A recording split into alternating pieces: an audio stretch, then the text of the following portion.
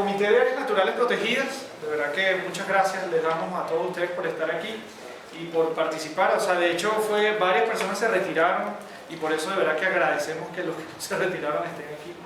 De hecho se retiraron 2, teníamos 10 ponencias y 2 se retiraron. No pudieron venir por dinero. Este es el tercer simposio que organizamos siempre en el marco del Congreso Venezolano de Ecología. Lo hemos realizado en los últimos 3 congresos de ecología. El primero habló sobre qué hace falta dentro del sistema de áreas naturales protegidas para completarlo. El segundo fue sobre las áreas marinas protegidas y este tercero sobre las gobernanzas alternativas, es decir, como ustedes bien lo saben, qué tipos de gobernanzas distintas al nivel central, es decir, no manejadas por Imparques o por el Ministerio del Ambiente, pueden ser posibles en Venezuela para proteger biodiversidad, con ese objetivo. Obviamente procesos ecológicos, pero bueno, lo resumimos en biodiversidad. Entonces, bueno, brevemente vamos a hacer una introducción para enmarcar todas las presentaciones que vienen. La voy a leer. Venezuela tiene una diversidad biológica inmensa, como se ha venido tratando en el marco de este congreso, y la cual no está siendo adecuadamente conservada, y eso es bien importante. La mejor estrategia para conservar la biodiversidad, como todos sabemos, es la conservación in situ o a través de las áreas naturales protegidas. Sin embargo, las que ha declarado el Estado venezolano no son suficientes, aunque representan el 16% del territorio. Eso se han discutido en otras presentaciones, sobre todo el tema de la conectividad, por eso lo decimos. Si estamos pensando realmente en conservarlas, pues es indispensable que se sumen, además de los entes gubernamentales, otros actores para la conservación y gestión de las áreas protegidas. Es demasiado grande el esfuerzo que hay que hacer para dejárselo simplemente al ente central, al gobierno central. También las gobernaciones de los estados, los municipios, universidades, fundaciones, asociaciones civiles, consejos comunales, comunidades campesinas, indígenas y demás formas de organización social deben y tienen que participar en esta tarea. Sin embargo, en Venezuela estas formas de participación y gestión, que técnicamente se llaman gobernanzas, están muy disminuidas o casi extintas. Es por esto que planteamos este simposio con la firme convicción de que este será el gran reto de las próximas décadas: abrir y expandir las gobernanzas de las áreas naturales protegidas. Y con esto no estamos diciendo, obviamente, que las áreas protegidas que ya están decretadas por el Estado deban ser manejadas por estos actores que estamos diciendo. O sea, esa no es la idea. Lo que queremos decir es que una nueva pléyade de categorías de manejo de áreas protegidas deben ser reconocidas y creadas para dar cabida al inmenso potencial de conservación in situ que se tiene en la sociedad y que hasta ahora no ha sido considerado. Entonces, la tabla, brother, ahí si la puedes. Ok, esta tabla que está acá resume brevemente, Eduardo les va a explicar un poquito aquí. Sí, cuando empezamos a pensar en el simposio, pero antes del simposio, en esta cantidad diferente a lo tradicional de áreas protegidas, empezamos a preguntar, a averiguar, y bueno, creamos esta tabla. Chena, de hecho, originalmente creó en Google Drive el archivo, y esto se ha ido transformando en todo este tiempo, en un año creo, más o menos, en esto, ¿no? Esto es bien preliminar, hay más información fuera. Casi 20. Sí, casi 20. Y de estas, las que están en azul, de estas áreas ya tenemos en la mano el decreto, se lo tenemos en papel, por lo menos en papel. Hay otras por ahí que sabemos que durante el día nos vamos a ir enterando. Creo que Alba nos va a dar una buena noticia. Excelente. También de Valencia nos están enviando, esperemos recibirlo en el transcurso del día por correo y poder compartirlo con ustedes, una nueva área protegida municipal que es la fila de la Guacamaya en Valencia, por la misma alcaldía de Valencia. Otras que han quedado, digamos, en incertidumbre, estas que están en negro, tenemos presentación de la fila, por ejemplo, aquí la que les comentaba, la Guacamaya. Caparo, que es de categoría universitaria, bueno, todo un tema con Caparo. La Guáquira viene por allí, que es una reserva privada, viene Carlos Figueroa, Bosque Macuto, perdón, con Imarú. El Laurel con Juan Carlos, exacto, de los que no están, digamos, aquí en este momento, y que no están todas representadas. Ahí por allí, ahí me comentó Alfredo Arteaga, por ahí ayer o anteayer, que había una chica de la Universidad de Zulia, unas estudiantes, que creemos que son ellas, la de Tierra de Sueños, Azul Ambientalista, ojalá que sean ellos, porque nosotros tratamos de contactar al mayor número posible de representantes o de contactos de estas áreas, y bueno, lo que pudimos contactar fueron los que vinieron, de los que contactamos originalmente, por razones de fuerza mayor no pudieron estar. Ahora sean ellos y bueno, hacer contacto una vez y meterlos en la base de datos y trabajar en conjunto. Sí. La Reserva Ecológica del USB también como un área potencial. Eso básicamente es lo que... O sea, de hecho, invitamos a todos. La idea era que el foro estuviese integrado por todas estas áreas, inclusive otras que no tenemos ahí que nos fuimos enterando, pero bueno, no pudieron venir, pues, y solo terminamos con 10 y de hecho 2 faltaron. Un área internacional, de hecho, de Ecuador había una presentación bien interesante sobre el manejo de áreas protegidas municipales en Ecuador, pero bueno, no pudo venir nuestra invitada internacional. Entonces, para continuar con la introducción, el desarrollo de la sociedad pues, ha llevado a una mayor participación de los ciudadanos, más allá del Estado, en el compromiso de gerenciar y manejar áreas protegidas. En Venezuela, el desarrollo de estas iniciativas ha sido muy lento y nos encontramos en desventaja en comparación con otros países de la región, por nombrar Argentina, Bolivia, Colombia. En tal sentido, un encuentro entre la mayor variedad de actores sociales es importante a fin de comunicar y compartir experiencias, así como para trazar un camino hacia el futuro, a fin de consolidar e institucionalizar estas experiencias novedosas. Áreas protegidas designadas y creadas por municipios, universidades, ONGs, son algunos de los ejemplos que conoceremos hoy, que discutiremos en este simposio. Con ello damos un paso hacia el futuro, ya que con toda seguridad este nuevo camino es inevitable y conveniente. Solo para citar 2 párrafos de la declaración de Bariloche, del segundo Congreso Latinoamericano de Áreas Protegidas, que se realizó en Argentina en el 2007 y que se habla sobre este tipo de áreas, voy a citar. Destacamos el surgimiento, avance y fortalecimiento de diversas formas de organización social que han ocurrido en la región en las últimas décadas y que derivaron en procesos de gestión ambiental compartida de las áreas protegidas entre estados y los actores sociales locales, contribuyendo a la conservación de los espacios naturales protegidos y a la conservación de la diversidad biológica. Reconocemos además las experiencias alcanzadas en la desconcentración y descentralización, esto es muy importante, de las funciones del gobierno respecto al establecimiento y gestión de áreas protegidas, el desarrollo de iniciativas y de conectividad ecológica y funcional y la contribución de esquemas de gobernanzas como el comanejo de las áreas protegidas, áreas administradas por gobiernos subnacionales, lo que para nosotros serían gobernaciones y alcaldías, y locales, pueblos indígenas y comunidades locales y propietarios privados. Para terminar y enmarcar lo que aquí queremos decir por gobernanza, estamos a Graham y colaboradores del 2003. Gobernanza es lo relativo al proceso de toma de decisiones en asuntos colectivos, públicos. Es decir, quién tiene influencia y o responsabilidad en el manejo de un área protegida, quiénes están involucrados en el proceso o realizan la toma de decisiones relativas al área protegida y cómo se garantiza el seguimiento de las decisiones y la auditoría de los responsables. A ese nivel hablamos en este caso de la gobernanza. Si puedes darle un clic por favor a esa presentación, al siguiente. Ok, simplemente esta tabla, ya para terminar, esto está tomado de la matriz de la UICN de áreas protegidas. De los 11 tipos de gobernanza dentro del Sistema Nacional de Áreas Protegidas, solo tenemos uno, es decir, la que ejerce el ente central.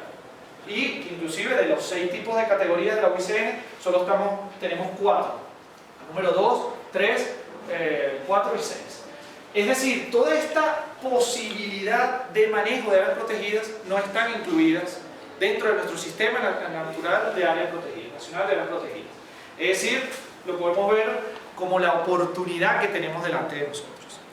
Entonces, ya para cerrar aquí esta larga introducción, el objetivo del simposio pues es compartir las experiencias en materia de nuevos tipos de gobernanza surgidos desde el seno de la sociedad en materia siempre de gestión de áreas naturales protegidas, es decir, conservación de biodiversidad y procesos ecológicos. Listo. Entonces ahora, por favor, García nos habla.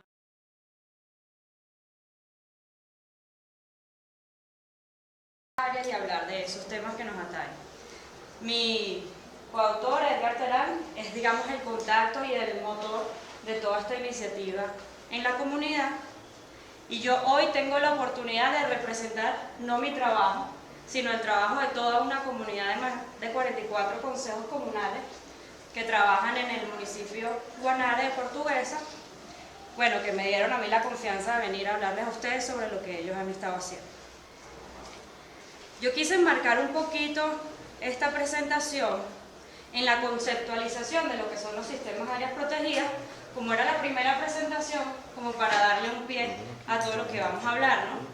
Y quería, desde el punto de vista conceptual teórico de los sistemas de áreas protegidas, empezar por hablar de cuál es el rol del Sistema Nacional de Áreas Protegidas venezolano desde un punto de vista de escala espacial, cuáles son los retos que se enfrentan desde el punto de vista territorial y cuál es el rol de estas áreas alternativas con gobernanzas alternativas dentro de todo este sistema. Después, entonces, claro, irnos al Estado portuguesa, que sería el caso de estudio, y entonces hablar de la comunidad de Suruguapo, que son los que han trabajado en esta nueva área protegida. Entonces, bueno, el Sistema Nacional de Áreas Protegidas trabaja a una escala nacional, resolviendo problemas o protegiendo recursos, biodiversidad o cuencas que son de importancia nacional. Y eso lo hace, bueno, porque necesitamos agua para los grandes asentamientos urbanos y los desarrollos agrícolas, para generar la energía que todos consumimos, para preservar la biodiversidad que nos coloca como uno de los países megadiversos a nivel mundial, y para preservar espacios de valor escénico que como país consideramos son fundamentales. Eso es básicamente a grandes rasgos lo que hace el sistema de áreas protegidas nacionales que tenemos aquí. Claro, más que todo enfocado a los parques nacionales. Adicionalmente a esto, tenemos una división territorial en Venezuela que no, obviamente, como todos sabemos, no responde a límites ecológicos. ¿Ok? Entonces yo les pongo aquí una imagen de Google Earth del Estado portuguesa y el Estado Lara. Todas las cuencas, o casi todas las cuencas del Estado portuguesa están en el Estado Lara, en la parte alta de las cuencas. Y eso representa, desde el punto de vista de manejo de recursos a nivel territorial, un reto, porque las poblaciones portuguesas no tienen ninguna beligerancia sobre lo que pasa con sus fuentes de agua en el Estado Lara. ¿Okay? Eso hace entonces que nosotros necesitemos pensar en figuras que respondan no solamente a necesidades de tipo nacional o regional, digamos la zona de Guayana, por ejemplo, sino que respondan a cosas mucho más particulares, ¿okay? Y que además complementen todo ese sistema, como bien decía Gustavo, dentro de su introducción. Eso nos permitiría entonces preservar elementos que sean de interés de carácter comunitario particular, proteger servicios ecosistémicos a escala local, como este caso que yo les estoy diciendo aquí, echar una mirada a dónde están mis servicios ecosistémicos, mis recursos y cómo puedo yo manejar eso, por supuesto. Promover el manejo integrado de recursos. Bueno, ahora somos comunidades, vamos a organizarnos, vamos a ver qué es lo que está pasando aquí. Y algo que yo considero muy importante es el desarrollo de sentido de pertenencia, de responsabilidad y de empoderamiento de esas comunidades.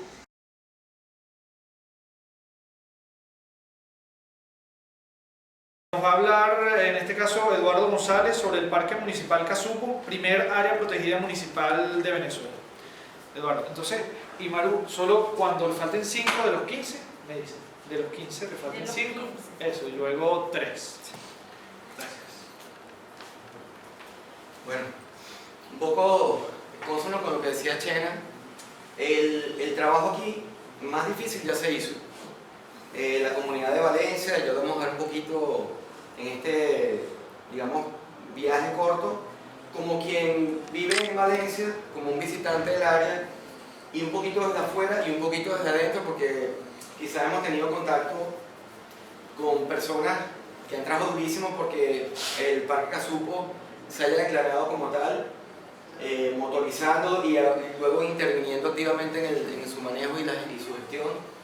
Y un poco desde afuera, porque como usuario también ves las cosas un poco diferentes, y creo que esa visión desde adentro y desde afuera da un poquito de riqueza allí, y sobre todo cuando lo compartes con personas también, amigos, y conversas acerca del área, sus aspectos positivos, negativos, etc. Por favor. Sí, mi amigo Rodolfo Castillo, quien tomó esa foto, a él le impactó, y el tema de bioparques, muchos de ustedes lo conocen, él impactó que el cerro, que el parque de Casupo, la primera vez que fuimos juntos, pareciese la entrada de un parque nacional, así como está ahorita, ¿no? Como está en esa foto, ahorita no está así, cambió. Hace una semana yo hice unas fotos, algunas las vamos a ver ahora, pero él impactó eso, y la verdad es que la mayoría, incluso de los materiales utilizados, la señalización, la señalética del área, bien armónica, y te llama a entrar, y además te parece verdaderamente lo que uno siempre idealiza, ¿no? Como un área protegida, que es el Parque Nacional.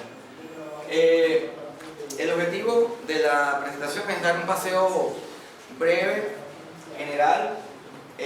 Lo ideal hubiese sido que los actores que intervinieron originalmente en su creación hubiesen estado acá, razones de fuerza mayor y bueno, que escapan de nuestro alcance, pero no era imperdonable, hubiese sido imperdonable que, siendo la primera área protegida municipal de Venezuela, y que además que creo que ha inspirado, o nos ha inspirado en todo esto, en este tema de las gobernanzas alternativas, no estuviese representado. Por esa razón decidimos traer el Casupo, y bueno, desde un punto de vista lo más general posible, ¿no? Luego vamos a hablar ahora de la ubicación y una descripción general del área, un poquito de su historia, algunos aspectos de la gestión sustentados en algunas fotografías que ilustran un poco esto, y la importancia del área, de esta área protegida. La cuenca del lago Valencia, esta es una imagen de Google Earth con cierta perspectiva. En amarillo vemos la poligonal del Parque Municipal Casupo. En una lámina siguiente vamos a tener más detalle, pero es buenísimo esta porque vemos la cordillera de la costa extendida, y luego al final vamos a hacer hincapié en esto, una serie de parques nacionales y monumentos naturales que la recorren de este a oeste, y que luego vamos a ver también todo el potencial que tiene esta área para este tipo de gobernanza, o el tema de conectividad y todo esto. El parteaguas de la cuenca del lago está justo aquí en la fila. Esto es el papelón, esto es el parteaguas que divide la cuenca, todo hacia el este de la cuenca del lago. Entonces el parque de Casupo está ubicado al noroeste de esa cuenca. Vamos al siguiente. Está el norte como referencia, porque una más. Aquí resaltada en rojo, un poco de la poligonal remarcada del parque Casupo. La siguiente. Esto sería, claro, estamos hablando, y como decía Chen al principio, la protección y la diversidad per se no corresponden con límites geográficos ni políticos. Aquí tenemos esta línea horizontal, este-oeste, es la división entre el municipio de Valencia y el municipio de Naguanagua.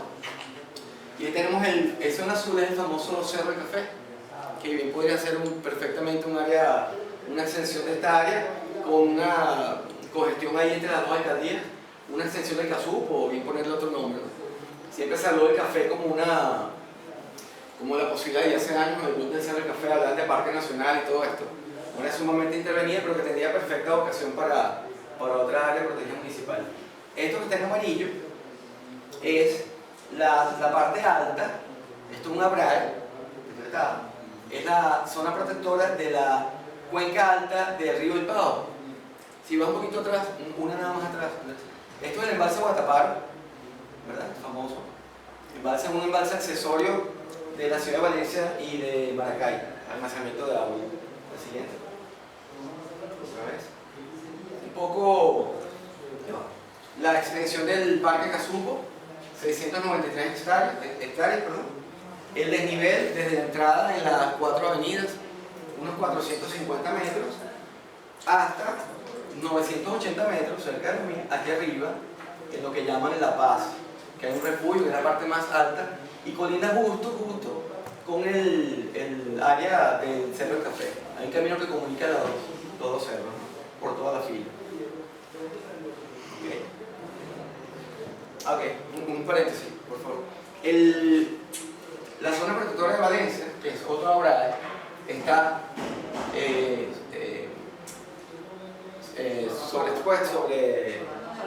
solapado con el Parque Casupo. Esto le da una característica bien importante, porque como dicen, mientras más mazamorra a la hora de defender un área, si tiene dos categorías que las dos están apuntando hacia la protección, bien sabemos que las zonas protectoras de las ciudades no son el mejor instrumento de protección, pero a la hora de proteger y de, digamos, litigar en el mejor sentido de la palabra, abogando por un área, pues tenemos dos allí. Y ocupa un 35% de la zona protectora de Valencia. Aquí faltaría incluir en la zona protectora de Valencia, aquí faltó esta zona también todos los flancos que la protegen. ¿Okay? Una vista aérea desde el año pasado, febrero del año pasado, hacia el sureste del parque. Y aquí vemos la fila principal. Esto sería las 4 avenidas, que es como la entrada principal del parque. Y esta es la fila más visitada, que llega al kiosquito. Aquí estaría la clínica de la Vime, por acá, otro de los accesos, y una serie de caminos que lo recorren, sobre todo por las filas y algunos por las causas de las quebradas. La siguiente es otra vista, ya hacia, casi en las 4 avenidas, hacia el noreste, y esto sería el municipio de Naguanagua. Aquí hay una situación en particular, toda esta zona de acá abajo es el Paramacay, el fuerte Paramacay, ¿no? Y ellos realizan con frecuencia sus prácticas de tiro, actividades militares, y muchos de los incendios que llegan y que afectan el parque municipal de Casupo provienen de esa zona, ¿no? Porque si alguna práctica de control de maleza primitiva de la cosa para mantener ahí el control, no sabemos por qué, normalmente vienen de allí. Okay. Esto es parte del trabajo original de la gente, uno de los promotores, Luis Cornejo, del área. Trabaja ahorita en el parque Negra Hipólita. Y en la página web, que ya vamos a ver la página principal de la web de Casupo, tiene una cantidad de información bien interesante sobre, basado en un SIC en que intervino Rodrigo Lazo. Y bueno, en este sitio puede la gente, digamos, de manera pública acceder a la información. Un poco de hidrografía, es solo un ejemplo de lo que hay en la página. Un poco más detalle, los dos cuerpos de agua principales, 2 quebradas permanentes, las otras son intermitentes, la que es Casupo, donde está el acceso por las 4 avenidas, y Casupito. Ambas tienen agua todo el año, pues, causa permanente. Otro de parte del material que se puede acceder es donde se resume en 3 tipos generales de vegetación. Actualmente ellos tienen una del 90 y largo, del 96, y esta, que si no me equivoco es 2005, esta imagen, donde, bueno, describe un poco de forma general la distribución de los tipos de vegetación en el área. Todo esto de consulta pública. Una etcétera, por favor. Okay. Un paréntesis. Como iniciativas posteriores, digamos, ellos han estado tratando de hacer una serie de mejoras, de intervenciones en el mejor sentido de la palabra. Quedan 5. Ok, wow, en el mejor sentido de la palabra, una serie de intervenciones para mejorar la gestión del área, ¿no? Y esto es un proyecto que ellos están llevando aparte, muy al margen de lo que es Azocasupo en este momento. Por favor. Porque la historia del parque. En el 97, un grupo de personas preocupadas por el destino de esta área que se ve amenazada por la presión urbana, se reúnen en el Acuario Valencia. Un año después, me recordó mucho lo que decía Chena, en un año lograron registrar a Azocasupo, y claro, con la voluntad política del que era el alcalde en ese momento, que para descanse, es Paco Cabrera, decretan en septiembre del 98 el Parque Casupo. Vamos a ver un poco del decreto ahorita, por favor. Esto es lo mejor que hemos podido conseguir el decreto, nadie tiene una copia mejor. La siguiente. Esto es bien importante. Cómo cubre en 2 páginas un decreto que es completísimo, que podemos utilizar de ejemplo para decretar otras áreas, porque en dos páginas verdaderamente resumen y cubre, ¿no? Sí, está a la disposición de todos. Bueno, interesantísimo. La que dice considerando, que es la siguiente, bueno, considerando por allí, que en el área señalada existen recursos hídricos, habla de recursos hídricos, habla de proteger, conservar, defender la flora. Parece un parque nacional. O sea, el concepto parece un parque nacional. Equilibrio ambiental y mejoramiento de la calidad de vida de los habitantes de Valencia. Que los ecosistemas que se encuentran en el Cerro Casupo pueden ser afectados por incendios, que debido al crecimiento demográfico, presión urbana, todo esto pareciera, oye, un parque nacional, ¿verdad? En su concepto. Un poco resumen, la gestión del área se lleva, digamos, congestionada entre la alcaldía de Valencia, últimamente un poquito más involucrada, a Socasupo, que siempre ha estado ahí, tiene incluso una oficina al pie del cerro, donde se reúnen quincenalmente. Tiene una red de senderos demarcados, infraestructura, ya vamos a ver, un plan de arborización permanente, una red de irrigación bien mantenida. Vamos a ver un poco las imágenes ahorita para aprovechar el tiempo. Un ejemplo de los senderos.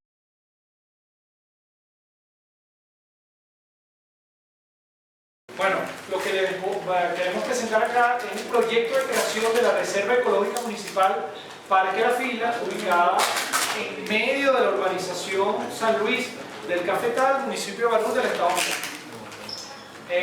La ponencia tiene este título: impulsando el empoderamiento comunitario y la participación ciudadana como aporte a la planificación urbana y a la conservación de la biodiversidad de Caracas. Estos son sus autores y bueno, algunas personas que estamos colaborando. La ciudad de Caracas desde los años 60 ha crecido, ha habido intentos de planificación de la ciudad, pero ha crecido anárquicamente y sin la planificación, sin la participación de la comunidad en este desarrollo. La ciudad de Caracas, aunque es así, tiene parches de vegetación que tienen un alto potencial para ser decretado como área protegida municipal y conservar biodiversidad en medio de ese caos que es la ciudad. Actualmente el nuevo paradigma de las ciudades modernas es prestar la atención a la cantidad de espacios verdes por habitante de esa ciudad, y el tema de la conservación de la biodiversidad dentro de la ciudad parecería, si las personas que hemos ido a cualquier ciudad de Venezuela, parecería como algo contradictorio. O sea, la ciudad va por un lado totalmente y la conservación o respeto a la biodiversidad va por otro lado.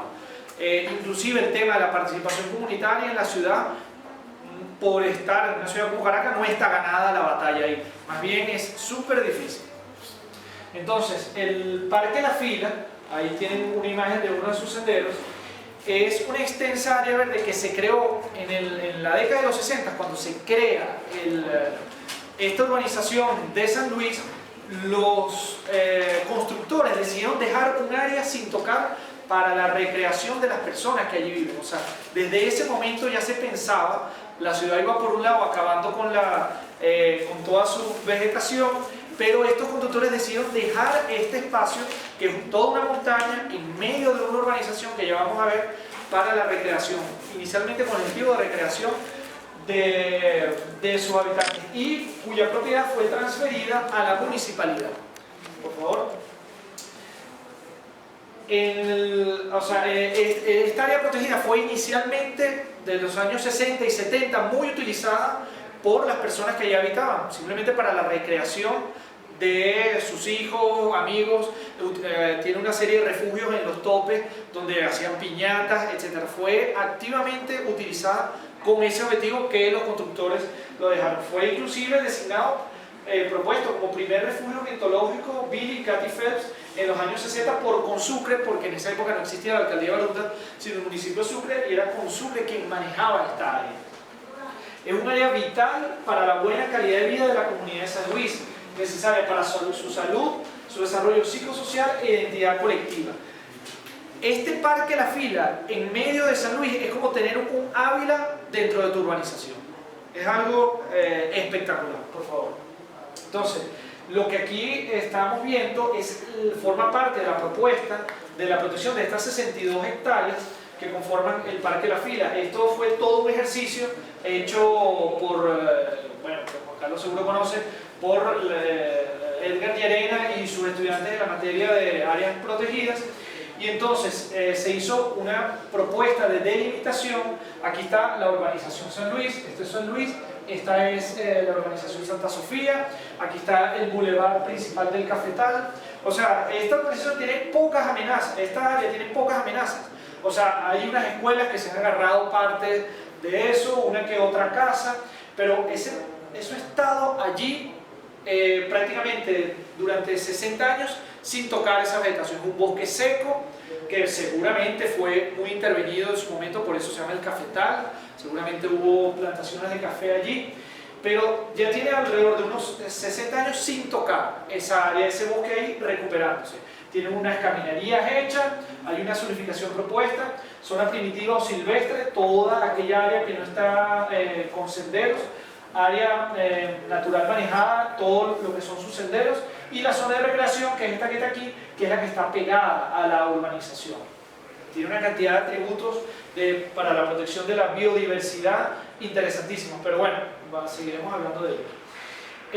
Existe una importante flora, ya hubo un censo de 60 especies de aves que hizo la gente de Audubon. 60 especies de aves es lo que tienen algunos países de Europa como su población de especies de aves. O sea, imagínense el potencial que tiene. El bejuco de cadena, por supuesto, los cetáceos que han invadido gracias a la vida a Caracas, una amplia biodiversidad, y particularmente es un espacio con tremendo potencial, y como así lo ha demostrado, de conservación de la biodiversidad, pero también para la educación, la participación y organización comunitaria. Por favor.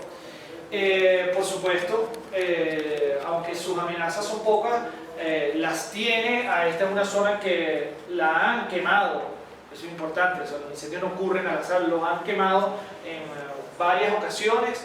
Ha habido, no está libre, o sea, al no ser un área que no está activamente ocupada con fines de conservación, de estudio, de recreación, entonces, bueno, de espacio para que se meta quien sea, y ha habido destrucción de la infraestructura que se creó en los años 60. Los ciclistas, al no ponerse de acuerdo, han intervenido negativamente este espacio. Eso no quiere decir que siempre deba ser así. Entonces, la visión, justamente, es que posee un enorme potencial que requiere para la integración, para que todos esos usos que ahí se han dado puedan generar una comunión en la Reserva Ecológica Municipal, que es una propuesta apenas. Para esta propuesta de la Reserva Ecológica Municipal, bueno, es un área protegida con vocación para la conservación de la biodiversidad, que puede estar ubicada entre la categoría 2 y 4 de la UICN, está reconocida formalmente por el municipio y es gestionada participativamente por la comunidad. Por supuesto que es una lucha entre los que no quieren participar o dejan que pocos participen, entre el Consejo Comunal, la Asociación de Vecinos, los distintos grupos que hacen uso en el área. Por supuesto, ya en las otras presentaciones se ha hablado de que no es fácil todo este tema de la participación y organización, por favor. El objetivo entonces, empoderar a la comunidad de San Luis en el logro de estas dos metas: el reconocimiento formal del Parque La Fila como Reserva Ecológica Municipal con vocación comunitaria, e integrar a la comunidad de San Luis en su manejo y gestión participativa. Entonces, está basado en 4 pilares esta propuesta: el empoderamiento institucional, es decir, que se decrete esta área como un área protegida municipal, que se haga una demarcación de sus linderos y un plan de ordenamiento y reglamento de uso.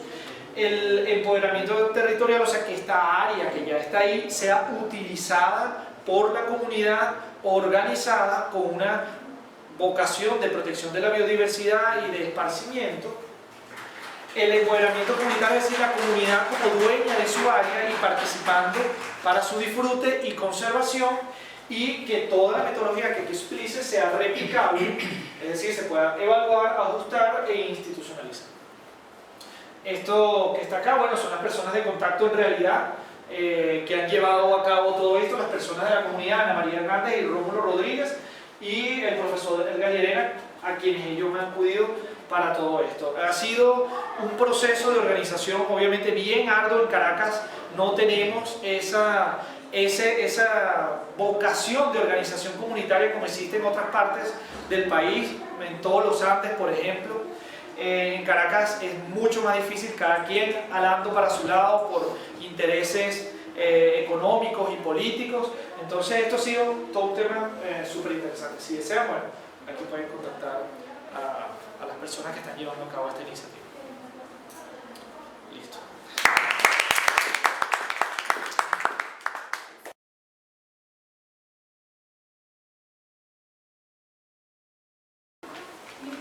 Buenos días.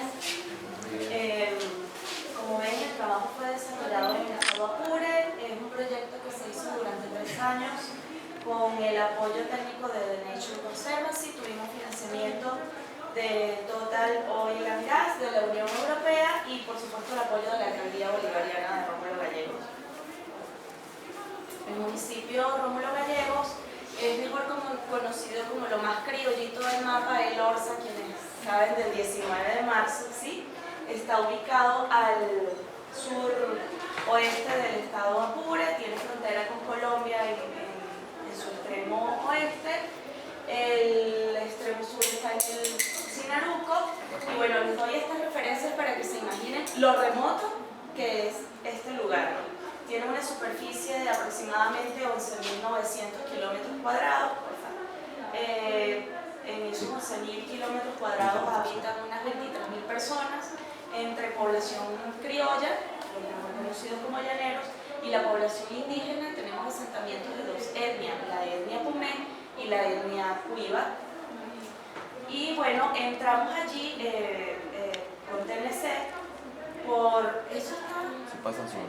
Ay, bueno, pero podrías detenerla, por favor. Entramos allí como TNC por una iniciativa del alcalde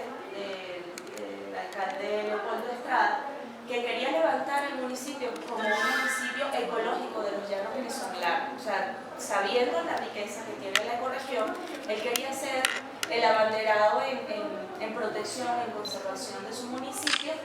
Y bueno, hicimos como un convenio para generar un instrumento de planificación y de gestión ambiental fundamentado en la materialización concertada de lineamientos políticos y estrategias construidas y apropiadas por los actores claves del municipio. ¿Quiénes son en este caso los actores claves?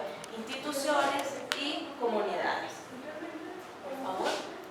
Bueno, dentro de los objetivos de esta agenda ambiental estaba inicialmente caracterizar ecológica y culturalmente el municipio, fortalecer instituciones y comunidades para la gestión y administración ambiental. Esto nos permitía crear una plataforma, luego construir consensos sobre políticas de manejo ambiental y territorial, que son los resultados que les vamos a presentar hoy, definir, desarrollar e implementar incentivos a la producción sostenible y a la conservación, y diseñar una propuesta de plan de vida para las comunidades indígenas. Todo esto pues con el fin de mejorar la calidad de vida de los habitantes del municipio, pues siendo parte de la ecorregión de los llanos, sabemos que cuenta con una riqueza de fauna bastante importante, una riqueza paisajística, e incluyo aquí una foto de vaquitas porque prácticamente la actividad ganadera forma parte de la naturaleza de los llanos y el llanero pues la asume como tal, es parte de su naturaleza, ¿sí? Además cuenta con una riqueza cultural en actividades folclóricas, por ejemplo.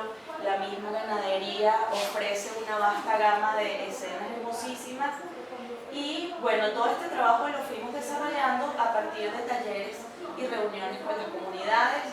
Yo estuve a lo largo de 2 años visitando todo lo que pude del municipio, por agua, por tierra, solo faltó por aire, pero por agua, por tierra, hacíamos viajes por agua de 4 horas por el río Capanaparo, por el río Riecito, para llegar a las comunidades indígenas más remotas, a las comunidades criollas también las estuvimos visitando, para levantar información sobre la percepción territorial y todo el conflicto ambiental que ellos veían en sus comunidades. Siguiente. Aquí les muestro unos ejemplos bastante simpáticos de la percepción del territorio de la población criolla.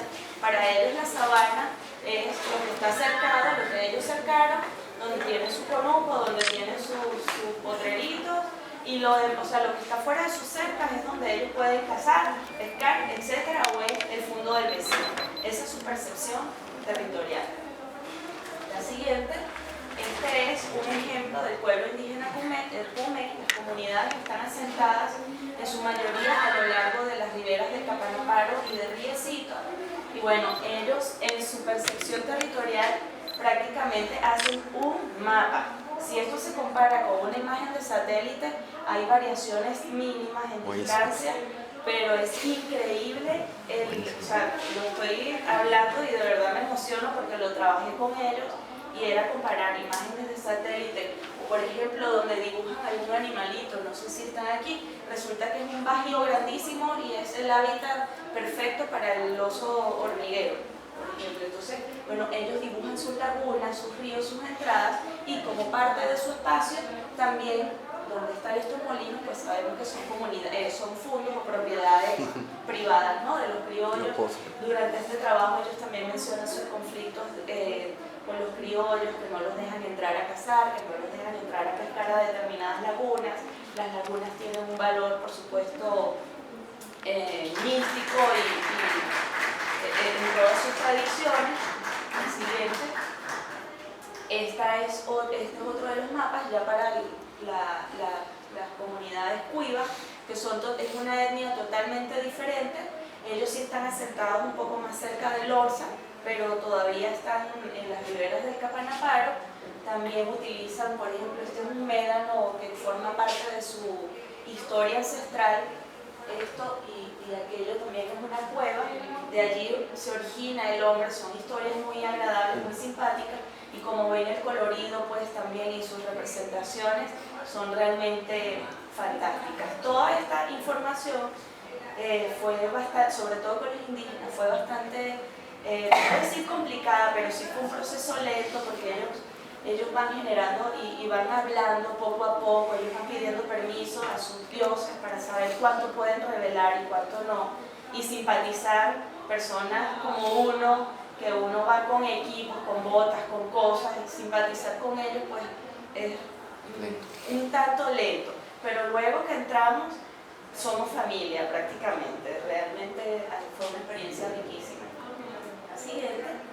Bueno, toda esta información que recopilamos en 2 años y tanto nos permitió, a través de la caracterización ecológica y la caracterización cultural, hacer una zonificación ambiental y cultural. Esto sí lo hicimos ya con algunos fundamentos técnicos, hicimos combinación de varios criterios, generalmente utilizados en este tipo de actividades de zonificación, lo que nos permitió, por favor la siguiente, generar una zonificación del territorio. No me ocupo aquí bien la leyenda, pero por ejemplo toda esta área que tenemos aquí coloreada en azul corresponde como al área de protección del patrimonio natural y cultural, ¿verdad?, donde deben desarrollarse actividades con bajo impacto, y las áreas naranja, oscuro y amarillo sí corresponden a áreas que, aunque están usadas y se están usando actualmente, sobre todo para la ganadería, pues todavía tienen importantes focos donde se puede conservar, y con actividades o con la implementación de actividades de manejo sostenible pues nos permiten obtener buenos resultados. Esta zonificación pues la categorizamos o obtuvimos 4 categorías: una de aprovechamiento sustentable, de restauración, de conservación y de preservación. Cada una fue discutida también con los miembros de las comunidades, tanto indígenas como criollos, y fuimos estableciendo los lineamientos de manejo, las políticas con las que debíamos manejar todas estas áreas, de modo que fueran ellos los que dijeran qué podían hacer y qué no debían hacer según esas características. Lo hicimos a través de los consejos comunales, por supuesto es un municipio sumado al oficialismo, pero eso fue realmente maravilloso porque tienen vamos a decir, allí el trabajo comunitario está bien fortalecido. O sea, ellos tienen su conciencia de que trabajando juntos pueden lograr mucho. Además han recibido mucho apoyo para proyectos desde el Ministerio de Popular para las Comunas, y el hecho de que ellos tuvieran una que les permitiera conservar su territorio, pero hacer sus proyectos y pedir dinero teniendo eso como base, para ellos fue realmente importante y se sumaron. Aunque somos vecinos, ellos tienen que recorrer kilómetros para visitar al vecino, sin embargo lográbamos buena convocatoria en este tipo de actividades. Siguiente, por favor. A partir de allí, de todo este proceso, nos dimos cuenta que el municipio estaba como dividido en dos áreas. Una al norte del río Arauca, que es donde había mayor cantidad de productores, otra al sur, que no es que haya menos productores, sino que las condiciones son un poco más, vamos a decir, son distintas porque hay menos acceso vial, ¿cómo se llama? Las sabanas son del tipo eólica y no son tan productivas como las sabanas que están al norte del río Arauca. Esto nos permitió como decir, bueno, al norte del río Arauca vamos a implementar actividades de manejo sostenible que nos permitan seguir teniendo buena producción, conservando al mismo tiempo. Y al sur vamos a tirarle todo lo que podamos a la conservación. No solamente porque el paisaje está mayor conservado, sino porque teníamos la presencia de comunidades indígenas muy importante y algunas amenazas como el acceso de cazadores furtivos, ni siquiera para la subsistencia, sino para cualquier cosa, pues simplemente nos contaban que llegaban aviones o helicópteros y se escuchaban de una madrugada tiros y tiros y tiros y podían sacar 20, 30, 40 venados. ¿Y quién se come 20, 30, 40 venados? Nadie. Ni siquiera los indígenas en sus festines hacen ese tipo de masacres. Entonces, la misma comunidad las mismas comunidades del sur, al sur del Arauca nos pidieron diseñar algunas herramientas que les permitieran a ellos conservar un poco más su territorio. Además, los criollos tenían o manifestaron su interés en ir trabajando conjuntamente con las comunidades indígenas para garantizarles a ellos sus actividades tradicionales como cacería y pesca. Perdón, te quedan 3 de los 15. 3 de los 15. Bueno, total, que a través de la zonificación ecológica y cultural que hicimos, en la alcaldía se genera una ordenanza municipal para la protección ecológica y cultural del municipio. Tomó como base, por supuesto, toda la legislación que tenemos a partir de la Constitución de la República y toma como base la zonificación. Siguiente, a partir de allí, de todas estas conversaciones con las comunidades, se logra un decreto. Ahora en agosto les voy a compartir, antes de que se vayan, unas fotocopias de la ordenanza y del decreto. Se logra un decreto como para decretar un régimen especial en la zona que está entre los ríos Capanaparo hacia el Sinaruco, prácticamente un 50% de la isla, y todos sus resultados pues, fueron hechos absolutamente en Rómulo Gallegos. Siguiente. Gracias. Queda un minuto. Queda un minuto. ¿Qué posibilidades hay de que ese alcalde gane las próximas elecciones? Ninguna. Ninguna porque ya lleva 2 periodos de gestión. O sea, por eso estamos... ¿Y quién es el alcalde que este alcalde apoya? Uno que ayer vi una foto que las pancartas que tenemos en el municipio con temas alusivos a la conservación del ambiente las estaba utilizando para su... Como superficie para poner su propaganda. Para su campaña. Lo importante es la comunidad. Pero ¿por qué no se la hace así? Puede durar. Pero No, porque ya está en su Mira, otra pregunta. Juan Carlos. Carlos. ¿Se controla en la práctica la cacería tanto de los indígenas como de los criollos? La de los indígenas no se controla porque ellos solamente cazan para subsistencia. ¿Ve? Sí.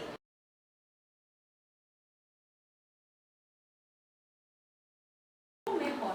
Ok. Muy buenos días. Bienvenidos a lo que es el simposio. Quiero agradecer al Comité de Áreas Naturales Protegidas que buscaron y encontraron este lugar poco conocido hasta para los mismos barquisimetanos, como es el Bosque Macuto, y se planteó lo que fue en el agosto del 2012 hasta diciembre. Yo estuve coordinando el Departamento de Gestión Ambiental de este lugar, el cual lleva la Fundación Bosque Macuto. Hasta junio de este año fue apoyada por la Fundación y luego hubo una ruptura por la situación política que estaban sufriendo específicamente el Estado Lara. Para ello se diseñó una estrategia comunicacional para la conservación ambiental del Bosque Macuto, ¿Por qué? Porque este es un albergue de biodiversidad urbana de la ciudad de Barquisimeto. Este está apoyado por la Asociación Civil Conservación para la Biodiversidad Venezolana, que es Convive, quienes estamos desarrollando algunos proyectos en esta área natural. Siguiente. Para hacerles una ubicación, esta es una foto reciente, una vista desde la ciudad de Barquisimeto, donde pueden ver parte de lo que es la ciudad de Barquisimeto, la famosa avenida ribereña, el puente Macuto, el Valle del Turbio, que tiene su nombre, el río Turbio. Podemos encontrar al fondo la Sierra de Portuguesa, en el Parque Nacional Terepaima, la comunidad del Manzano, el Roble, y esta es una porción de las 203 hectáreas que pueden ver en el bosque. Sigue.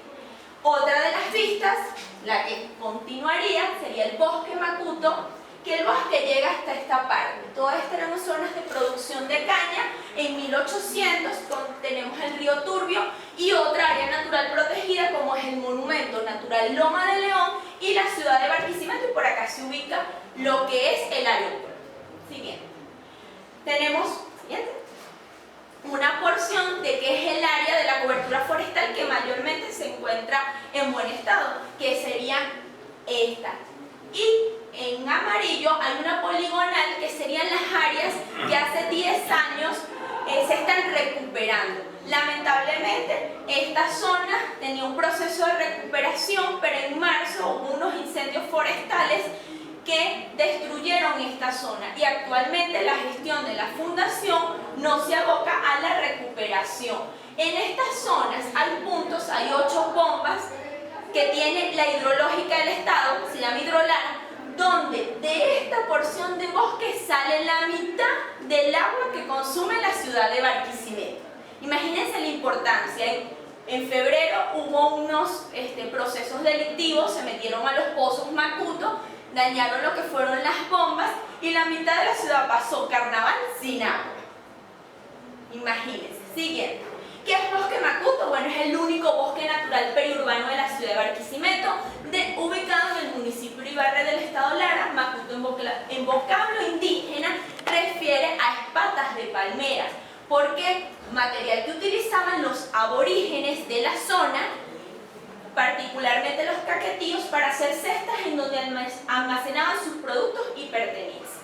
Siguiente. Bosque Macuto tiene historia, cultura y ambiente. Históricamente, los caudillos de la época de Cipriano Castro iban a las haciendas de Macuto a desarrollar las actividades productivas de caña de azúcar. El primo de Juan Vicente Gómez, Eustoquio Gómez, quien gobernaba en la zona, realizó unas piscinas en forma de cuadros, las cuales eran alimentadas con el agua subterránea de los acuíferos, y las personas de la sociedad pudiente de Barquisimeto iban, era como el Sambil en ese momento, a atravesar la ribereña a ese lugar. Le decimos como el Sambil porque el Sambil tiene forma de cuadro, pero esto era en 1800. Tenían una serie de parques y estas fotografías son de 1930, en donde la ciudad de Barquisimeto hacía una travesía de ir a estos lugares. Había un aprovechamiento que es ese bosque.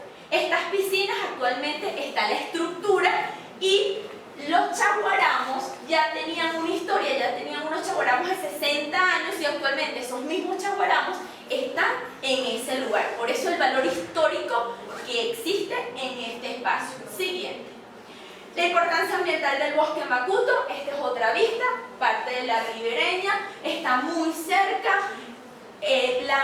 Los acuíferos son el almacenamiento de la mitad del agua que consume la ciudad, aparte de ser refugio de las guacamayas Maracaná, que se presumen que vienen del Parque Nacional Terepaima, el Monumento Lomas de León y otras áreas naturales, hacen el aprovechamiento de esa zona. Siguiente.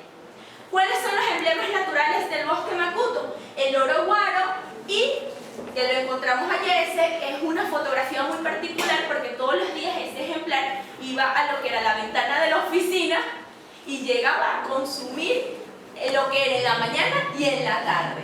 Y está en vida silvestre. Y los chaguaramos, estas son unas fotografías, son los representantes del bosque, ya que estos eran haciendas, utilizaban lo que eran las palmas para hacer las esterías, y allí Macuto. Siguiente. En la actualidad el bosque Macuto, estas son las famosas piscinas que vimos anteriormente, y tiene una serie de senderos los cuales en la gestión que se realizó se activaron. En noviembre del 2012 se realizaron actividades con lo que es Locatel en la parte de responsabilidad social empresarial y SADB en una empresa, los cuales querían actividades de interpretación del patrimonio natural y escogieron Bosque Macuto, y de allí se activó nuevamente esta serie de visitas. Siguiente. Para ello, bueno, se hizo una metodología de cómo utilizar Bosque Macuto para la parte de la promoción y la conservación de la biodiversidad urbana. Se hizo un levantamiento de información documental, ya que no existían manuales ni de funciones, no había información ambiental, no existen mapas, a pesar de contar con una infraestructura de gran importancia, debido a que los responsables en el área ambiental no poseen los conocimientos dentro de la parte de gestión, sino que han sido colocados por otros intereses personales y políticos. Para ello se hicieron charlas desde los consejos comunales hasta se estuvo estudiantes de psicología para hacer interpretaciones de psicología ambiental, de qué es lo que quiere el visitante, y levantamiento de información. Se cuenta con una estructura en el año, y les cuento rápido, en el año 2007 el alcalde Henry Falcón en ese momento perteneció a un partido político y realizó el parque temático Bosque Macuto, afectando 7 hectáreas de las 200 hectáreas que normalmente tiene el parque. En ellos hizo lo que fue una ecorradio, que es una casa del árbol, es uno de los árboles más emblemáticos del bosque, que en el 2002 sufrió un impacto, y él realiza una casa del árbol y hay unos series de implementos para realizar producciones radiales ambientales. Hace una granja de contacto, un centro de información con auditorio, biblioteca, centro de espacios audiovisuales, centros de lecturas y un serpentario con una colección tanto de las especies que están en el bosque como otras de las colecciones herpetológicas, por ejemplo el Bararida u otras de los estados más cercanos. Siguiente. Nos encontramos que dentro de las visitas y los senderos en la tarde llegaban muchas especies, entre ellas guacamayas, loros. Todas las fotografías son actuales del Bosque Macuto, y se fue realizando como una serie de avistamientos de cuáles eran las especies, tanto de mamíferos como de aves, que estaban en el bosque al no tener información. Siguiente. El serpentario también se hizo un levantamiento no solo de la información, sino de actualizar las fichas en base a las estrategias de interpretación de los visitantes, y aprovechar esto para mostrar lo que en realidad la información hacia la conservación que estaba, porque por ejemplo estaba una información de una serpiente, nombre científico, y la información era muy técnica para el visitante. También se diseñaron una serie de pendones resaltando el valor ecológico, el valor biológico y ambiental, el cual fue apoyado por la Fundación Bosque Macuto. Les cuento, Bosque Macuto es un área que no tiene ningún tipo de protección, sino que está dentro de un ABRAE que se denomina Zona de Aprovechamiento Agrícola del Valle del Turbio. ¿Cuál es la situación? La alcaldía del municipio de Iribarren en el año 1998 propone que se haga una fundación la cual mediante autogestión pueda cubrir lo que son las actividades productivas y de conservación del bosque. Hasta que en el año, como les decía, 2007 se crea este parque, y la alcaldía le paga el dinero, o sea, el sueldo a los trabajadores, más la alcaldía no da ningún otro tipo de apoyo. ¿Cuál es el dinero con el que utilizan para las demás actividades? Lo que son el cobro del serpentario, hay un tren que hace un recorrido y otras actividades como las visitas guiadas o la venta de plantas, ya que hay un vivero. Siguiente. Para ello se hicieron actividades de promoción. ¿Por qué? Porque el barquisimetano ve el Bosque Macuto como ese montón de plantas y de árboles que están allí cerca de la ribereña y está el río. En las ferias de Barquisimeto se tuvo un stand en el cual tuvo una participación, se diseñó un video, se visitaron todos los medios de comunicación del estado Lara, como fueron El Impulso, las principales radios, todo, nuevamente para que el barquisimetano sienta una apropiación por el espacio. Y actividades con consejos comunales, escuelas, entre otros. También se realizó lo que fue las nuevas estrategias comunicacionales en las redes sociales, es decir, apertura de activación del Twitter, el cual ya estaba, una página fans dedicada a la parte ambiental. Publicaciones, asimismo se participó en actividades promovidas por la Oficina de Diversidad Biológica, solicitándoles el apoyo, ya que el serpentario tiene la permisología de FUNSA, digamos en este caso, y se tuvo la visita por interés que andaba en ese caso lo que es Valentina Quintero con su hija, visitaron los chaguaramos centenarios y en el Nacional publicaron esta información. Siguiente, entre las visitas se tuvo visitas guiadas entre adultos y niños con una participación solo entre agosto y diciembre de 1.176 personas, por ejemplo en niños en el uso. Colocamos visitas guiadas en el bosque y el uso del centro de información. Este es el auditorio. Y se dice no se permiten esto, donde hicieron letrinas y por más de una semana hicieron unas actividades. Por eso es la importancia de que estas instituciones sean manejadas por personas que tengan al menos un conocimiento de la importancia de este lugar. Esto salió en agosto del presente año. Y es una reflexión, y son muchísimas cosas que se pueden hacer. Bosque Macuto ya en el 89 se hablaba en el diario En el Impulso de la necesidad de retomar, o sea, de que el Bosque Macuto sea rescatado. Fíjense, ya los barquisimetanos en el 89 hablaban de eso. Y Bosque Macuto, aparte de tener un valor histórico, cultural, ha sido centro de inspiración para muchas de las obras de los artistas plásticos en la ciudad, porque es nuestro, el albergue de la ciudad. Siguiente, y este es un atardecer en Bosque Macuto reciente, muy cerca está el bosque y allí se podrían ver lo que es la meseta que está ubicada en la ciudad de Barquisimeto. Muchísimas gracias.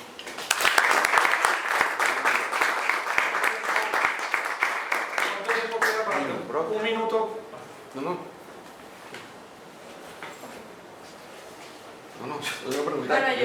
yo quería en realidad felicitar a la gente de Bosque Macuto porque sí se notó la diferencia cuando se cambió y cuando la gente se puso las pilas para promover esta área, ¿no? Eso en primer lugar, pero entonces ahora, bueno, tengo 1000 preguntas, pero voy a hacer una pregunta. Tú mencionaste el agua de Barquisimeto, pero esa agua es subterránea, o sea, esa agua no viene de Bosque Macuto, esa agua viene de Sierra Portuguesa.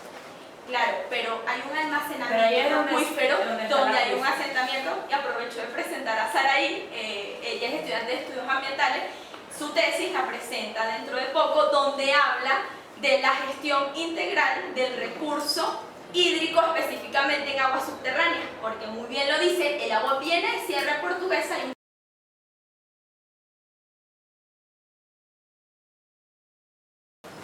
La estación experimental Germinal Jaramillo forma parte, bueno, de verdad quiero darle las gracias a la organización, a todo el esfuerzo que ustedes han hecho por reunirnos acá nosotros y hacer un foro tan coherente en todos sus temas, y de verdad yo sí creo que logra el objetivo, y también reunir a gente que trabajamos en un tema similar, y yo no conocía a la mayoría, así que nosotros el trabajo está realizado a través de un consenso entre Salvador Boer, que parte del Instituto Botánico, Roberto Burguera, yo, Nereida Guerra, Monteverde Edgardo, Rivero Blanco, que está aquí presente, Luisa Villalba y el profesor Gallerena. Y bueno, yo, que soy agrónomo y hice mi tesis de grado acá, por favor, pasen a la siguiente lámina. Para hacerlo bastante corto y enfocarnos en lo que nos interesa, la estación El Laurel, desde que se fundó en el año 1966, es una finca productora de café y de ganadería, lo que uno llama de altura, pero en realidad de altura no porque sea de alto a nivel del mar, sino porque es de, digamos, especies que requieren climas fríos, como ojos de estos animales, que era lo que se hacía en esa época en Caracas, en la zona, en los Altos Mirandinos, ¿no? Ella originalmente tenía un poco menos de 400 hectáreas, después de la donación por el IAE en el año 98 quedó un poco menos de 350 hectáreas. Está ubicada en Caracas, en la periferia de Caracas, entre Corta del Guayabo, entre la redoma de la Puerta y Corta del Guayabo, en la zona más alta, y forma parte de la cuenca del embalse de la Mariposa, ocupa el 13% de su extensión y es toda la cabecera de la cuenca del Río Valle, que es el principal afluente del embalse de la Mariposa, el afluente natural. Digamos que la estación experimental es su resguardo ecológico, por decirlo así. Es importante notar que el embalse de la Mariposa es llenado realmente por un sistema, el Tubi 1, que viene desde Camatagua y le bombea 9 metros cúbicos por segundo a la estación. La estación en realidad da unos 15 litros por segundo, así que tampoco es un aporte considerable a nivel de agua, pero indudablemente si nosotros deforestáramos la estación, por ejemplo, y dejáramos que todo ese barrio bajara el embalse, no habría embalse. Así que lo más lógico es tener un sistema coherente ambiental donde la estación mantenga y preserve la única cobertura verde originaria que le queda a Caracas, ya mencionado desde Stellerman desde el año 36. O sea que en realidad es un baluarte, un relicto importante. La estación no solo a nivel, la única finca que queda en Caracas prácticamente, productora de café, y además que el relicto boscoso más importante natural, donde nunca fue tocado, digamos, por el hombre, ¿no? Por favor, pasa a la siguiente. Bueno, ya mencioné que está al sur de Caracas, en la cuenca del embalse de la Mariposa. Por favor, pasa a la otra. El mapa de la estación, quisiera mencionar aquí solo por decirlo, la zona norte de la estación vendría siendo donde está digamos, la parte administrativa. Ahí se hacen como acá, pues un centro de convenciones, hay 3 salones, hay habitaciones, hay comedor, hay un estacionamiento considerable, hay un espacio como para hacer reuniones sociales al aire libre, con unas parrillas, etcétera, cosas así. Y pudiera atender, yo diría que entre 60, yo creo que un techo de 120 personas, ¿no? Y está la zona de cafetalera, que es la zona más importante de la estación, con una planta de procesamiento de café. O sea que no solo el café que se produce dentro de la estación, actualmente como de 15 hectáreas, con plantadas unas 60 hectáreas, sino que la zona de las casas, digamos, las zonas alrededores, que tienen poca producción de café, pero tienen algo, o sea, también van a la estación y se procesa en este lugar. Y al sur de la estación, completamente, que digamos que es la parte, aquí está Corta del Guayabo, es bastante cerca, es donde se va a empezar a vender, pero ya existe el Centro de Tecnología Agroecológica de hace varios años, y ya empieza la venta comercial de biofertilizante, todo un proceso de investigación para mezclar algo que en realidad se había hecho poco en Venezuela y lograr la tecnología para hacerlo, de compuesto orgánico de humus, de lombriz, incluyendo comicotizas, que bueno, lo que producen cualquier tema agrícola saben que es algo bastante nuevo, pues, ¿no? Bastante novedoso a nivel de producción. Por favor, la siguiente.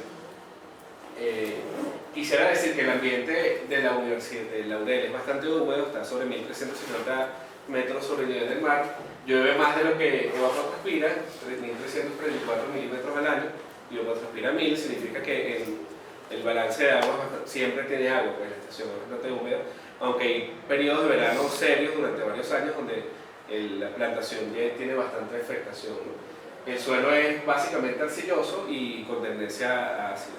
Por favor. El diagnóstico de la parte básica la presenté en un cartel que presenté hace 2 días y bueno, y está la hora completamente de información. Por favor, pasa adelante. Para hacerlo, no sé cuántos minutos me quedan, pero... 10.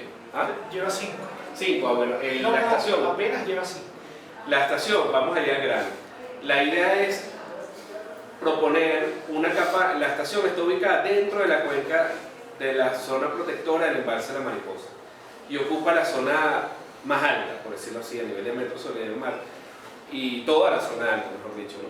Compartimos el terreno con, digamos, la zona verde, con el fuerte Paramacay que está al lado, que es una zona militar, y juntos yo creo que podríamos llegar a unas 800 hectáreas aproximadamente de bosque prístino prácticamente, ¿no? Fuera de la zona, digamos que cada uno de los dos lugares utilizan para su cotidianidad, en nuestro caso para producir café y en el caso de ellos para sus instalaciones militares. En todo este caso, si nosotros tomamos en cuenta ese potencial verde, digamos que son dos instalaciones permanentes, que tienen muchos años de formada, y podríamos proponer una capa. Pero hay un problema, que si como por ser zona protectora el embalse de la Mariposa, ¿qué pasara si de alguna forma el embalse dejase de ser embalse y se decidiera no usarlo más para ese fin? Literalmente 2000 y pico hectáreas, donde un tercio quizás es una zona verde prístina, podría pasar a lo que sea, pero forma parte de Caracas o bueno, toda la cantidad de urbanismo que se están haciendo en los alrededores bordea a metros toda esta zona verde, o sea, no lejos, lo bordea así perfecto. Pues. Entonces, previendo esta condición, lo más prudente que se nos puede ocurrir es que se crea una capa nueva de protección, digamos a nivel legal, que podríamos llamar un área de protección universitaria o área de protección con fines universitarios o área de protección con fines agrícolas y universitarios, algo similar, o inclusive, y si nosotros incluyéramos la zona militar, bueno, área de resguardo ecológico con fines científicos, por ejemplo, algo así, que todo esto cabe en realidad similar dentro del régimen legal venezolano. No estamos hablando de nada nuevo, y de hecho ya han habido otras ponencias que se han logrado propuestas de este tipo. Pues. Estamos en Caracas, tiene fácil acceso, asfaltado, que es muy importante. La estación no está aquí escrita, pero tiene más de 9 kilómetros de carreteras internas. O sea, él tiene muchísimas facilidades para digamos, su trabajo, y inclusive para promover su conservación a gente que quiera conocer qué está pasando ahí. Hay proyectos de investigación, han habido proyectos concluidos y hay proyectos que están en vigencia. Existen personas, los vecinos están muy interesados en mantenerla como resguardo ecológico. O sea, que es interesantísimo, porque muchas veces pasa que los vecinos prefieren más bien ocupar el terreno, qué sé yo, con las casas de sus hijos, qué sé yo. Pero en este caso los mismos vecinos más bien están interesados en que se mantenga verde, tal como está. Ellos valoran mucho la vista, la calidad ambiental, todo, inclusive el hecho, el laurel siempre está abierto, entonces usan instalaciones, digamos, a nivel familiar, qué sé yo, fiestas, etcétera, reuniones. O sea, hay mucha interacción, pero no es algo ajeno. Y además, que muchos de ellos tienen su origen en que fueron empleados de laurel, ¿no? Eso es muy importante. Por supuesto, por ser estación experimental de la Universidad Central, digamos que tiene cierto carisma como para proponerlo, o sea que la gente entiende muy fácil la importancia que pudiera tener sin necesidad de explicarlo demasiado. Bueno, yo quisiera, con los consejos comunales, el tema, digamos, las nuevas tendencias que hay de organización social se han abocado también a favor de la estación, que es muy importante. Es un tema que cuando lo tienes a favor, de verdad mejora mucho todas las condiciones. Por favor, vamos a la siguiente. Bueno, lo tengo que leer para decirlo textual. La idea de la propuesta, por supuesto, es un tema de planificación, por lo tanto, la misión de la estrategia es conservar el patrimonio natural y cultural asociado mediante la aplicación de programas que mejoren los servicios ambientales, su valoración y conocimiento en beneficio de la sociedad. La visión sería hacer referencia regional, nacional e internacional de una gestión universitaria eficiente y sustentable de área natural. Por eso hablamos de área protegida universitaria. Conservar y proteger los ecosistemas naturales que constituyen un patrimonio tanto natural como cultural del núcleo del laurel mediante la aplicación de programas que mejoren los servicios ambientales con un uso sostenible de los recursos naturales. Suponiendo que nosotros ampliáramos la capa de protección, perfecto, pudiéramos decir de gestión universitaria, decir de gestión del Estado, pues, inclusive. O sea que esto se puede adaptar. Vamos al siguiente. No sé cómo hacer, pero bueno, hay muchos problemas, entre ellos la presión urbana. Literalmente cientos de personas se han abocado a vivir alrededor de la estación. Constantemente hay cada tantos días o cada tantos meses o cada tantas semanas hay un grupo familiar nuevo que quiere entrar a la estación de la fuerza y ocuparla así, y de pronto tú volteas y de pronto ves un camión que baja un poco de barandas, no sé qué, todo eso, y entonces al día siguiente te llega un gentío. Eso pasa constantemente y no de ahorita, hace muchos años. Y bueno, obviamente problemas de seguridad, problemas que en muchos casos se atenúa por el tema institucional, pero francamente la estación no es que tenga vigilantes ni que tenga un personal, qué sé yo. Y además que es una especie de terrenal en el sentido de que está al lado de Baruta y forma parte de Guayquipuro, y Los Teques está lejísimo, que es la capital. O sea que porque es un poco difícil que llegue la policía así rápido. Pues. Llegan, pero bueno, por favor, pasa el siguiente, por favor. Hay un tema de si nosotros valoramos digamos, el principal problema que tiene la estación es el desconocimiento de la utilidad ambiental que él tiene. O sea, que si nosotros resolviéramos ese tema y nos enfocáramos en explicarle, en que la gente, por cierto, a los alrededores entendiera bien qué es lo que está pasando, obviamente resolviendo el tema de la transversalidad de la seguridad y del transporte, esos temas que son transversales a toda la cotidianidad venezolana.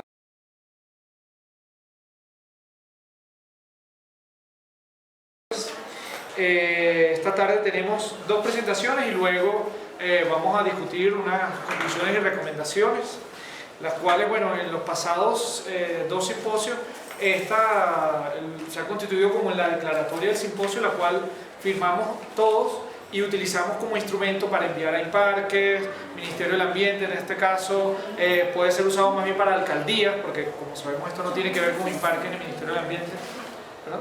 Yo necesito la declaratoria. Bueno, es que ese... Pues, okay, esa es la idea. Bueno, entonces vamos a continuar esta tarde, unos minutos después, la Reserva Biológica de Montecano, 26 años de una experiencia con la comunidad. La señora Ángela Martino, entonces tiene 15 minutos y usted sabe, bueno, si la que pase, usted me va diciendo y yo le paso. Nosotros aquí vamos a narrar una experiencia que desde hace 26 años tenemos en esta área natural que hemos tratado a capa y espada de proteger. Sí.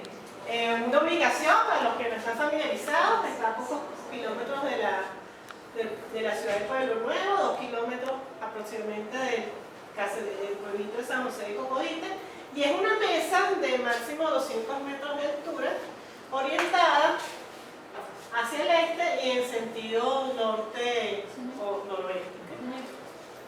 Sí. Sí. ¿Qué particularidades tiene esta área? Recuerden que en Paraguaná el cerro, la altura máxima es 830 con el Cerro Santa Ana. La segunda altura más importante es esta fila. La parte climática es esta. Aquí tenemos un clima general, una temperatura promedio de 28 grados centígrados con un periodo de lluvia más abundante de la última parte del año, que generalmente está en los 400 milímetros, pero aquí es la parte que nos interesa más.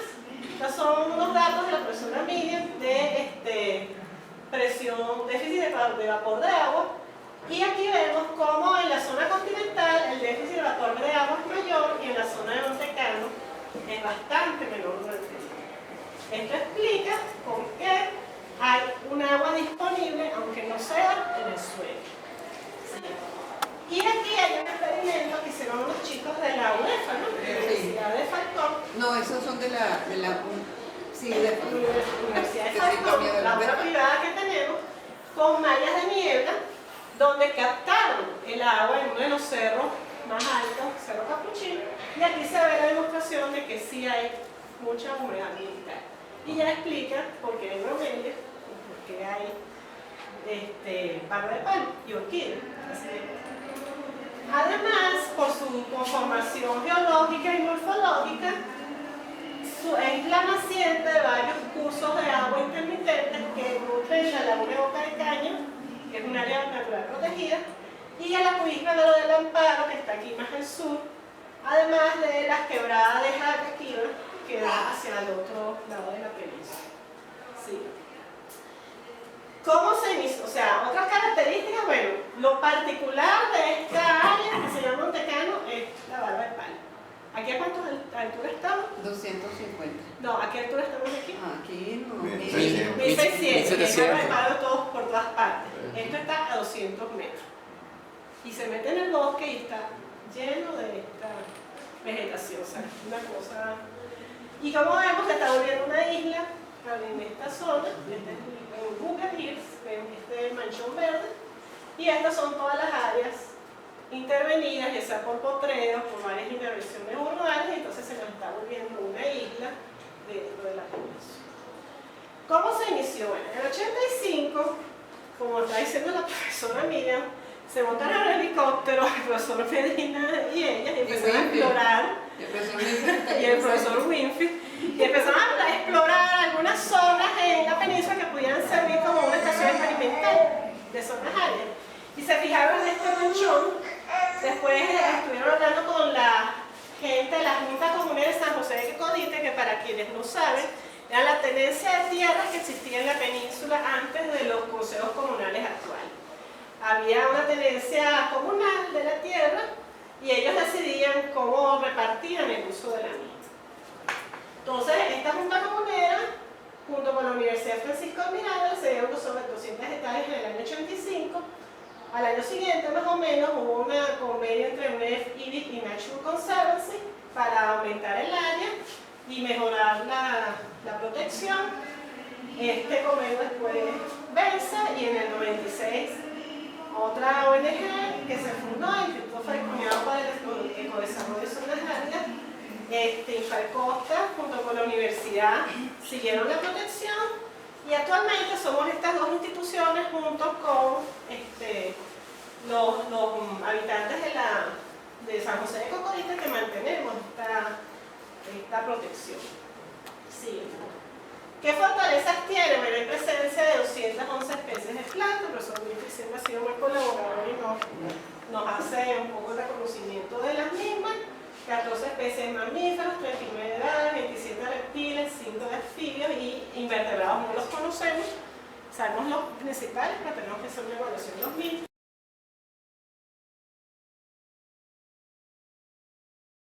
Entonces ahora, para cerrar el ciclo de las ponencias y luego entrar en las discusiones, tenemos la Reserva Ecológica de La Guáquira, forja alianza con sus vecinos para cumplir objetivos de conservación.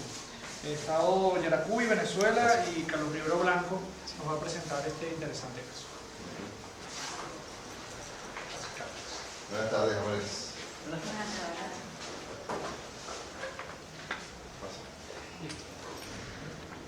La Guáquira queda aquí, en este cerrito que está acá.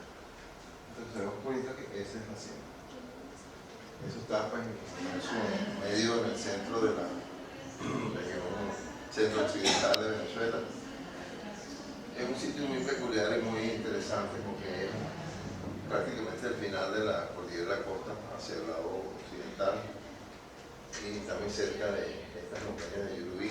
En realidad, geológicamente, todavía en la cordillera costa está inmersa por debajo de los sedimentos de este valle y aflora aquí, en esta zona.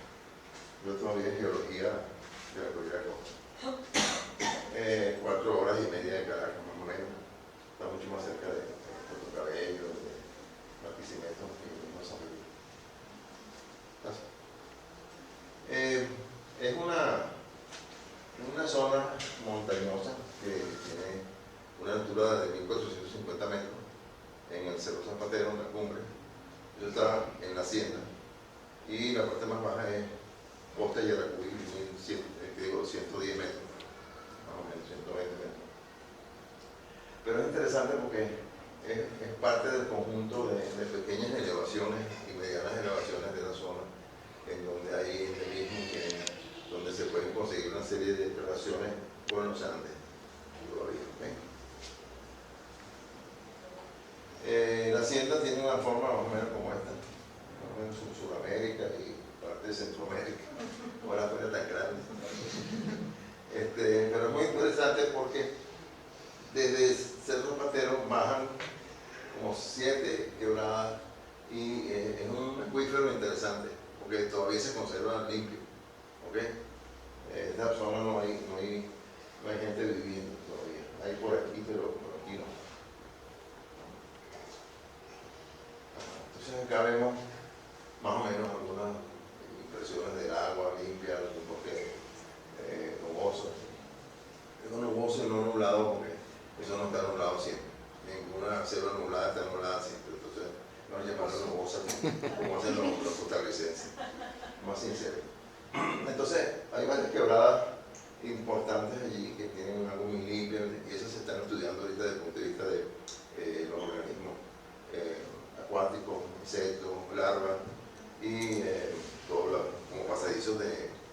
especies de murciélagos, etc. Este segmento de la hacienda, del borde de la hacienda es el borde que pega con el río Yaracuy. Son 8 kilómetros de meandros en uno de los lugares más planos de Yaracuy, del río Yaracuy, donde por cierto tenemos caimán de la costa y ya este año conseguimos 2 nidos. Tenemos un poco de todo, una representación de la ictiofauna. Ya nosotros teníamos, para el estudio que se está haciendo ahorita, ya teníamos conocimiento de más de 30 especies y ahorita lo que estamos es agregando a ese número de especies y a esa diversidad. Por supuesto, ni hablar de polillas, cuando uno prende una luz allí, o las mariposas diurnas, plantas, hay todas las que uno quiera. Y por supuesto, eso está muy emparentado con todo lo que es Rancho Grande, en la parte de arriba, o la cordillera costa en general, ¿no? El libro de ¿cómo se llama? De Vareski y Huber, perfecto para trabajar aquí. Milfield Meyer ha estado viniendo varias veces y tiene algunas cosas. Lo que pasa es que los botánicos son una lavandía seria. Estudian y no dicen nada, que es lo que no hacen las listas, no te las entregan. Entonces, por allá han pasado, mira, el viejito uno de Maracay. Vadillo. ¿Ah? Vadillo. El Vadillo. Tú allá a Puerto Rey y tal. La lista, la secretaria no ha terminado la lista desde hace como 10 años. Y así. Y Winnie es lo mismo. Pero hay de todo un poco, hay zonas intervenidas con que lo llamamos pues amenazas, pues son unos columpos. Este tipo de intervención arriba de la montaña. Algunas veces hasta las piedras. Ahí no van a sembrar nada, pero hay que llegar hasta allá. Nada. Por supuesto, frutas de todas las que quieran. Nosotros iniciamos una campaña para sembrar cacao en bastante cantidad de hectáreas de la hacienda. Y lo hemos hecho con ayuda de la gente local. Tenemos mi asistente, que está aquí, el señor Orlando, es un experto en cacao, es de los obreros que te leen libros de cacao para saber qué está haciendo.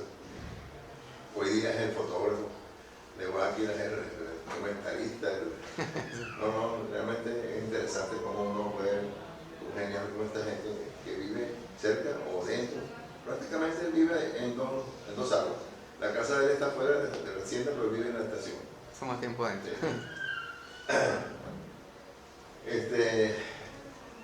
Nosotros hemos tenido muy buena relación con el Estado. A nivel estatal, local, tú trabajas bien con el Estado, porque la gente que trabaja para el Estado localmente es gente muy dada a congeniar con nosotros. Entonces, le hemos dado cursos de distintas capacitaciones para que, por ejemplo, cuando tú lo ves viniendo a la hacienda a medir unos terrenos porque allí había un invasor y están usando un GPS, como no deben usarlo, entonces hay que enseñarlos a usar el GPS. ¿Cómo se llama? Al pedito, sí, así mismo. Porque si no el terreno queda allá y no queda aquí. Bueno, nosotros tenemos muy buena relación también con varias universidades, a quienes les hemos ofrecido la hacienda y con quienes hemos firmado acuerdos. Y con el IBIC, pues tenemos firmado acuerdos con la Universidad de Carabobo, ahorita va a ver aquí que es la que se sabe de todas las larvas y los bichos de esas quebradas. Y así pues hemos ido avanzando con de distintas formas en ese sentido. Con la comunidad también, en las escuelas, con el mismo, como les digo, a nivel de los organismos públicos de Characuy, tenemos muy buena relación. Hemos formado grupos de guía. Hoy día esta tanda que aquí ya está en la universidad. Entonces, tenemos un vacío ahorita, tenemos que llenarlo rápidamente, a ver cómo hacemos con los demás muchachos. Hemos logrado con Polar que entrenara las madres del pueblito de La Marroquina, que está en la puerta, el pueblo nuestro, y entonces ellos ya hoy día tienen una industria de manualidades en vetiver. Y en ese sitio tenemos también una escuela en La Marroquina, y nosotros los atendemos también con un programa que se llama Emblema, Ambiente, Matemáticas y Lenguaje, de manera de apoyarlos en esas materias que sabemos todos que están deficientes en todo el país. Esta muchacha que estaba allí es una muchacha de Barcelona, de España, que vino como pasante el año pasado, por 3 meses y quedó 1 año.